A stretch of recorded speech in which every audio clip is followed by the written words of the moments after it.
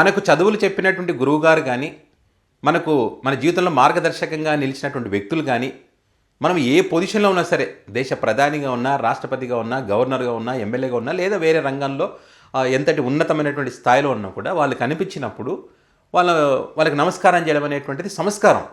వాళ్ళ ఆశీర్వాదం తీసుకోవడం, వాళ్ళకి చేతులెత్తి మొక్కడం అనేది ఖచ్చితంగా చేయాలి ఎవరైనా సరే. కానీ అట్లా చేయకూడదు, అది తప్పు అని చెప్పి టీడీపీ పార్టీ నాయకులు ఇప్పుడు చెప్తా ఉన్నారు. అట్లెట్లా చేస్తారు? తప్పు కదా. వాళ్ళ ఉద్దేశం ఏంటంటే, గురువైనా ఎవరైనా సరే మన పార్టీ కానివాడు వేరే పార్టీలో ఉన్నాడు, ఆ పార్టీకి మనకు పడదు కాబట్టి అలాంటి వ్యక్తికి నువ్వు ఎట్లా కాలు మొక్కుతావు?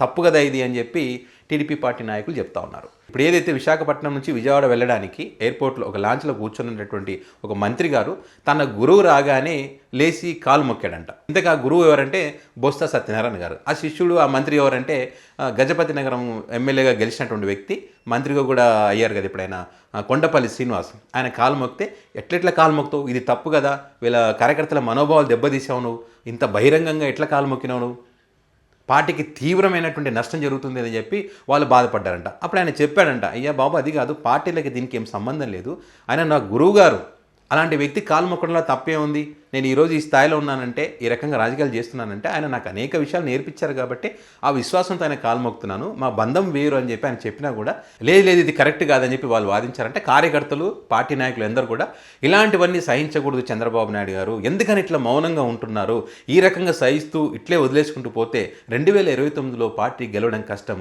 పార్టీ కార్యకర్తలు కూడా బాధపడుతూ ఉన్నారు, దీనికోసమా మేము కష్టపడిందని చెప్పి కార్యకర్తలు కన్నీళ్లు పెట్టుకుంటున్నారంట. చంద్రబాబు నాయుడు గారు మరి దీనిపైన ఎందుకు సీరియస్గా దృష్టి పెట్టడం లేదు అని చెప్పి జోగి రమేష్, పార్థసారథి, గౌతు శిరీష, గౌతు లచ్చన్న విగ్రహావిష్కరణ అందరూ కలిసిపోతే చాలా సీరియస్ అయ్యారు చంద్రబాబు నాయుడు గారు. మరి ఆయన పార్థసారథి వెళ్ళడం, కలవడం, ఆయన కలిసి వచ్చిన తర్వాత ప్రెస్ మీట్ పెట్టడం, మనోభావాలు దెబ్బతింటే క్షమించండి అని చెప్పి ఆయన చెప్పడం, గౌతు శిరీష కూడా క్షమించమని అడగడం మనం చూసాం.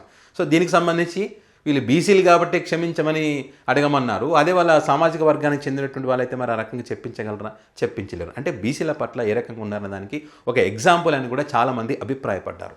ఇప్పుడు కూడా అదే రకంగా వెంటనే అయినా కొండపల్లి శ్రీనివాస్ క్షమాపణ కోరాలి, చంద్రబాబు నాయుడు గారు వెంటనే ఆయనను ఈ పదవి నుంచి తొలగించాలి, లేకపోతే చాలా సీరియస్గా ఉంటుందని చెప్పి కార్యకర్తలు వార్నింగ్ ఇస్తున్నారంట.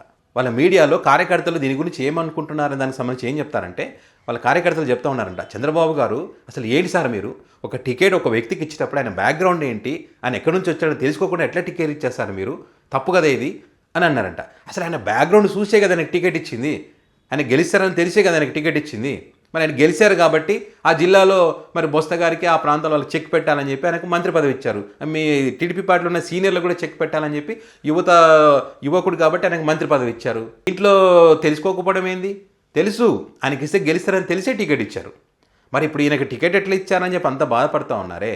మరి వైసీపీ పార్టీలో గెలిచి, వైసీపీ పార్టీ గుర్తు మీద గెలిచి, జగన్మోహన్ రెడ్డి ప్రచారం చేస్తే గెలిచి, మరి వైసీపీ కండువా వేసుకొని తిరిగి గెలిచినటువంటి వాళ్ళని 23 మందిని పార్టీలో చేర్చుకున్నారు కదా. మరి అప్పుడెందుకు చెప్పలేదు సార్? వాళ్ళ గుర్తేంది, మన గుర్తేంది, వాళ్ళ పార్టీ ఏంది, మన పార్టీ ఏంది, ఎట్లా చేర్చుకుంటారు సార్ మీరు అని చెప్పి ఎందుకని మీరు బాధపడలేదు, ఎందుకని మీరు అప్పుడు కన్నీళ్ళు పెట్టుకోలేదు? మరి ఇప్పుడు మీ కన్నీళ్లతో సముద్రాలకు నిండుతున్నాయి ఆ మంత్రి చేసిన పనికి అంటున్నారు కదా, మరి అప్పుడెందుకు సముద్రాలను నిండలేదు? అప్పుడు మనం మాట్లాడలే. అప్పుడు అవతల పార్టీ నుంచి ఇతర పార్టీకి వస్తే అబ్బా అద్భుతాలు, అసలు చంద్రబాబు గారు పనితీరు చూసి పార్టీలో చేరుతున్నారని చెప్పి మనం డిబేట్లు పెట్టినాం, పత్రికల్లో కథనాలు ప్రచురించినాం. ఇప్పుడు మాత్రం మనం డైలాగులు చెప్తున్నాం. బొత్స గారు మన శాసన మండలిలో ఎట్లా మాట్లాడినారు, అలాంటి వ్యక్తి కాలు మొక్తావు నువ్వు, వాళ్ళది వైసీపీ పార్టీ, తప్పు కదా ఇది. గతంలో జగన్మోహన్ రెడ్డి ముఖ్యమంత్రిగా ఉన్నప్పుడు టీడీపీ పార్టీ వాళ్ళు కానీ, ఇంకా జనసేన పార్టీ వాళ్ళు కానీ ఎవరైనా ఇట్లా కాలు మొక్కారా? ఎవరైనా ఇట్లా కలిసారా? కలిసి చట్టపాటలు వేసుకొని ఎక్కడైనా తిరిగారా? తిరగలేదు కదా. జగన్మోహన్ రెడ్డి గారు సీరియస్ అవుతారో భయపడతారని ఆ రకంగా ఉండేవాళ్ళు కదా. మరి ఇప్పుడు ఎందుకని చంద్రబాబు గారు ఆ భయం పెట్టడం లేదు? కాకినాడలో కూడా అట్లే అదే రకంగా ద్వారంపూడికి సపోర్ట్ చేస్తూ ఉన్నారు, దాని గురించి కూడా పట్టించుకోవట్లేదు. ఇట్లా రాష్ట్ర వ్యాప్తంగా అనేక మంది చట్టాపట్టాలు వేసుకొని తిరుగుతున్నా కూడా చంద్రబాబు గారు పట్టించుకోవట్లేదు. ఎందుకని ఇంత జాలి చూపిస్తున్నారు వాళ్ళ పైన? ఇట్లయితే కష్టం సార్, పార్టీ 2029లో అసలు గెలవదు సార్ ఇట్లా చేస్తే, మేము దీనికోసమైనా కష్టపడిందని చెప్పి కార్యకర్తలు వీళ్ళంతా బాధపడుతున్నారంట పాపం. చూడండి ఎట్లా ఉందో. గురువు కాలు మొక్కడం సంస్కారం, అది కూడా చేయొద్దని చెప్తా ఉన్నారు. ఒకవేళ మొక్కితేనంటే 4 గోడల మధ్య ఎక్కడన్నా ఉంటే కనుక అక్కడ వెళ్ళి మొక్కాలంట.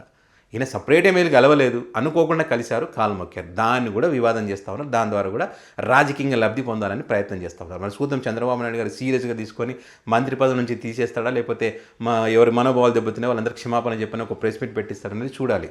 వీళ్ళ ఏడుపు అంతా ఇంత కాదు, నిజంగానే వాళ్ళు అన్నట్టు వాళ్ళ కన్నీళ్ళతో సముద్రాలు నిండుతున్నాయి. మరి వీళ్ళ ఏడుపు ఎప్పుడు ఆగుతుంది అంటే ఆయన సస్పెండ్ చేసేదాకా వీళ్ళ ఏడుపు అయితే ఆగేటట్టు లేదు, వాళ్ళ మీడియా కానీ వాళ్ళ నాయకులు కానీ వాళ్ళందరిది కూడా.